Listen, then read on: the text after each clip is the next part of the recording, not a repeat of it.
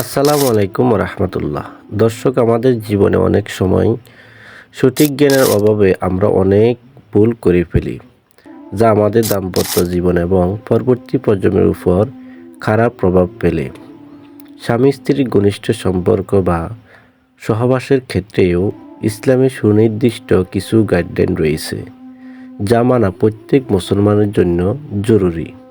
আজকে ভিডিওতে আমরা জানব সহবাসের ইসলামী সঠিক নিয়ম এবং বর্জনীয় কিছু ভুল সম্পর্কে।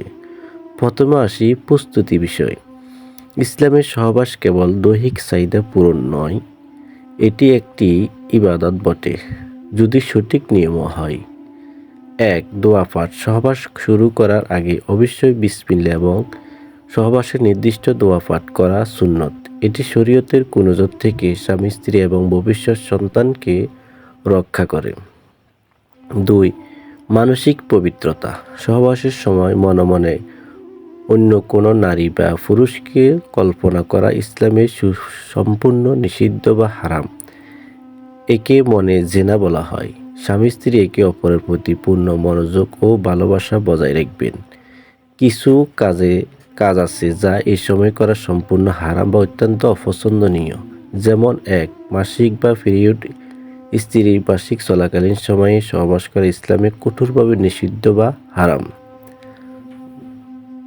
তবে এই সময়ে শারীরিক মিলেমিশা ছাড়া পাশাপাশি শোয়া বা গল্প করার কোনো নিষেধ নেই।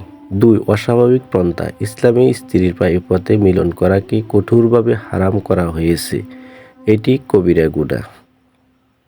৩. অতিরিক্ত কথা বলা। সহবাসের সময় প্রয়োজনের অতিরিক্ত কথা বলা মাকরুহ। মুরব্বীরা বলে থাকেন, এতে সন্তানের উপর নেতিবাচক প্রভাব পড়ে। সহবাসের অন্যতম গুরুত্বপূর্ণ আদব হল গোপনীয়তা রক্ষা করা। ১. গোপন কথা ফাঁস না করা। হাদিসে এসেছে, কিয়ামতের দিন সবচেয়ে নিকৃষ্ট তারা যারা নিজেদের স্বামী স্ত্রীর একান্ত গোপন কথা বন্ধুদের কাছে শেয়ার করে। এটি মারাত্মক গুনাহের কাজ। ২. পরিচ্ছন্নতা। মিলনের পর স্বামী স্ত্রী উভয়ের আলাদা কাপড় ব্যবহার করা উচিত, আর সহবাস শেষে দ্রুত পবিত্র হওয়া বা গোসল করা উত্তম।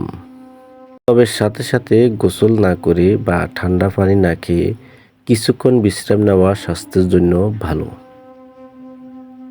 প্রিয় দর্শক, স্বামী স্ত্রীর সম্পর্ক আল্লাহ তাআলা এক বিশেষ নেয়ামত। সঠিক নিয়মে মেনে চললে এতে যেমন শান্তি মিলে, তেমনই সওয়াবও পাওয়া যায়। বিশেষ করে বাসর রাতে ২ রাকাত নফল নামাজ পড়ে দাম্পত্য জীবন শুরু করা অত্যন্ত বরকতময়।